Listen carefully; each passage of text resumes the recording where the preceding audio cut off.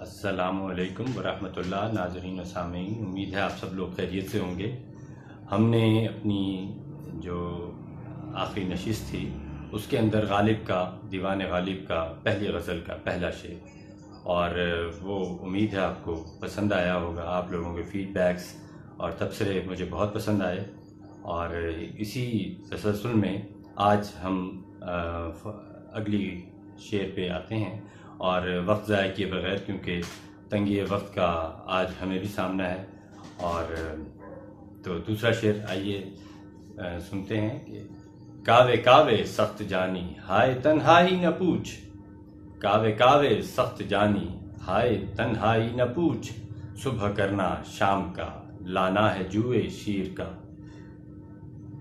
اس شعر میں غالب کا مدعا یہ ہے کہ محبوب کے انتظار میں رات گزارنا گویا جوئے شیر لانے کے مترادف ہے، اور اس پہ ہر رات ہی اس طرح گزرتی ہے کہ گویا اس کے لیے جو ہے وہ کوہکن والی سختی، کوہکن کا کام انتہائی مشکل ہے، تو وہ سختی اس کا سامنا اسے ہر رات کرنا پڑتا ہے۔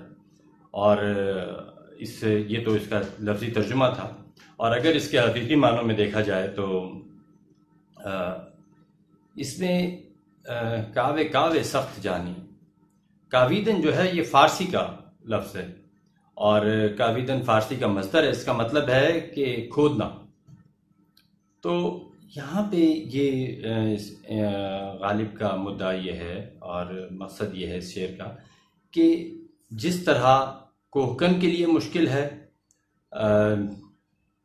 اپنا کوہکنی مشکل ہے، اسی طرح ایک عاشق کے لیے محبوب کے بغیر رات گزارنا مشکل ہے۔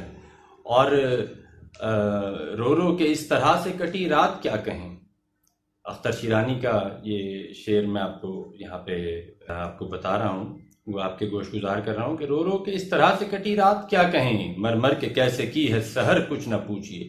یعنی کہ ظلمت کو ضیاء میں بدلنے کے لیے، اندھیرے کو، تاریکی کو روشنی میں بدلنا جو ہے یہ اسی قدر مشکل ہے جیسے کوہکن کا کام مشکل ہے۔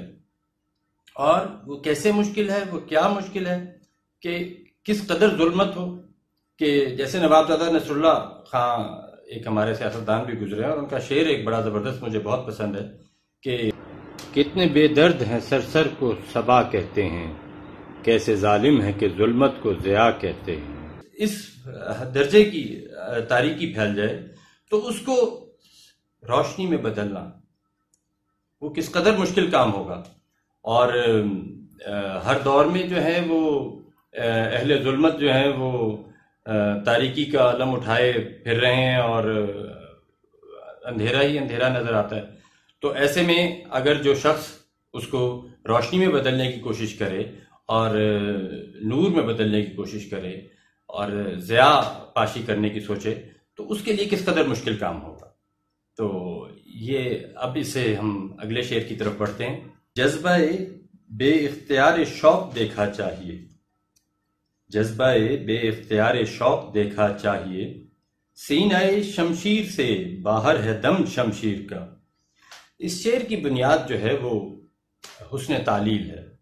حسن تعلیل کہتے ہیں کہ ایسی کوئی مثال دینی، ایسی کوئی وجہ بتانی جس کی کوئی واقعاتی یا جو واقعی طور پہ موجود نہ ہو، لیکن اس کو استعارتاً آپ اس کے ساتھ ملا کے اور اس کو سمجھانے کے لیے بتا سکتے ہیں کہ دم یہاں پہ کیا مراد ہے۔ اس نے تعلیل کو سمجھنے کے لیے مجھے پہلے اس لفظ کا تھوڑا سا ترجمہ اور تھوڑی سی آپ کو بتا دوں کہ دم جو ہے یہ سانس کو بھی کہتے ہیں، روح کو بھی کہتے ہیں، اور تلوار کی دھار کو بھی کہتے ہیں۔ سینہ شمشیر سے باہر ہے دم شمشیر کا، یعنی کہ تلوار جو ہے وہ اس قدر آپے سے باہر ہوئی جا رہی ہے کہ وہ تلوار کی دھار باہر کی طرف نکلی ہوئی ہے۔ تو یہ یہاں پہ کہنا چاہ رہا ہے، اور اگر آپ اس کو جیسے کہ میں آپ کو حقیقی معنوں میں بھی بتانے کی کوشش کرتا ہوں، اور جو کہ مجھے سمجھ آتی ہے جس قدر، اور بے شک ہر تشریح جو ہے وہ آخری نہیں ہوتی، اور واللہ عالم اللہ تعالیٰ ہر چیز کا جاننے والا ہے۔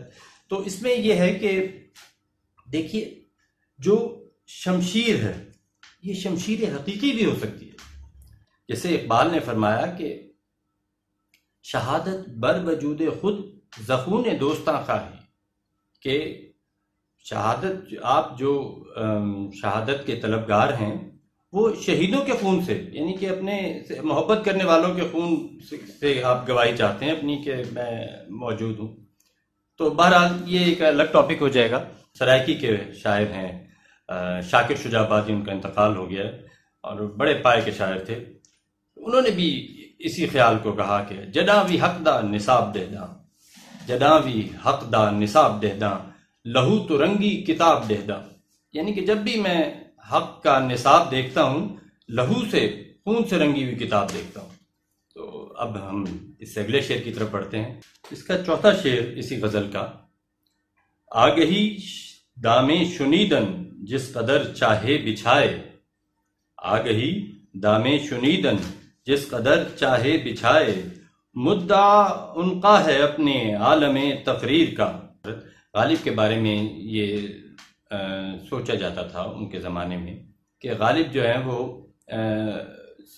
حقیقی شاعری نہیں کرتے، ان کا جو خیالی باتیں ہیں اور اس پہ وہ گفتگو کرتے ہیں، ان کا جو ہے وہ حقیقت سے دور کی باتیں کرتے ہیں۔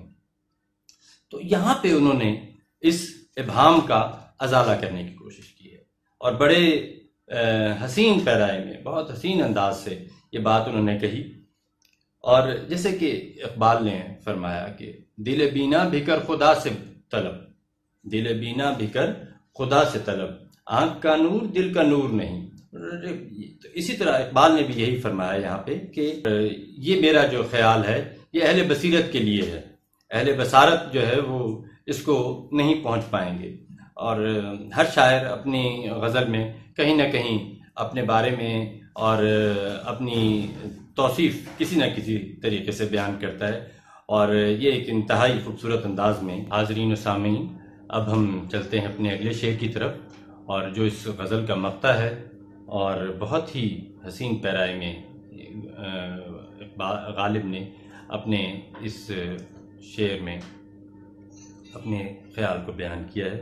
بس کہ ہوں غالب اسیری میں بھی آتش زیر پا، بس کہ ہوں غالب اسیری میں بھی آتش زیر پا، منہ آتش دیدہ ہے حلقہ میری زنجیر کا۔ یہاں پہ غالب نے آتش، منہ آتش دیدہ کو استعارے کے طور پہ استعمال کیا ہے۔ منہ کہتے ہیں بال کو، منہ آتش دیدہ ایسا بال جس کو آگ دکھا دی گئی ہو۔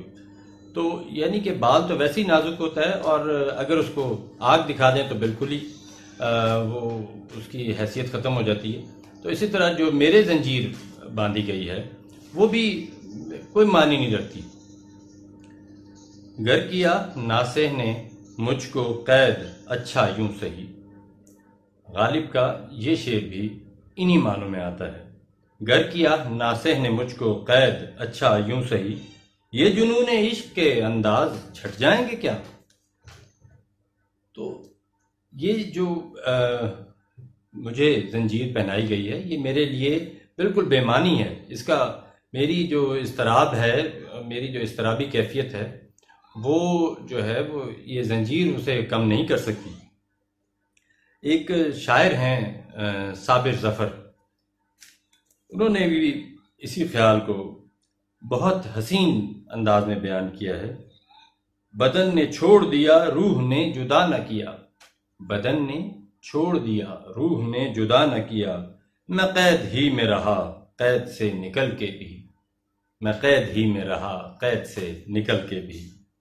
اور اسی بات کو مزید اگر ہم شعراء کے شعر پڑھتے جائیں تو یہ اس کی تشریح اور بھی آسان ہو جائے گی۔ سندھی کے ایک شاعر ہیں سچل سرمست، انہوں نے بھی اسی خیال کو بہت حسین انداز میں اپنے انداز میں بیان فرمایا ہے کہ کڈن گریندو کوٹ کڈیں وریندی واہ، کڈن گریندو کوٹ کڈیں وریندی واہ، ہی سسی اے سا گھوریاں ان گھڑی تاں، کہ کب یہ قلعے گریں گے، کب وہ ہوا چلے گی، اس وقت پہ اس سانس پہ میں قربان جاؤں۔ یعنی کہ جب یہ قید و بند سے میں آزاد ہو جاؤں گا تو اس وقت میں آزاد جاؤں. یعنی کہ میں نے آپ سے اس غزل کے مطلع میں کہا تھا، مطلع کی جب ہم نے وہ کی تھی، اس کو ڈسکس کیا تھا، تو اس پہ میں نے کہا تھا کہ یہ مثنوی مولانا روم کی طرف اس کا اشارہ ہے.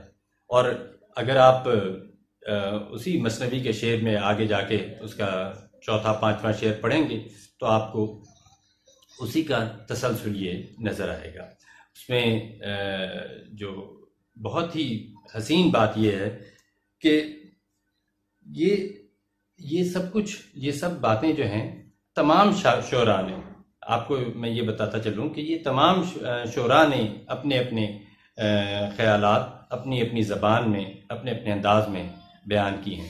تو امید ہے آپ کو آج کی ویڈیو پسند آئی ہوگی. اپنے فیڈ بیکس کا، کمنٹس کا ہمیں ضرور بھیجیے گا، اس کا ہمیں انتظار رہے گا. بہت بہت شکریہ.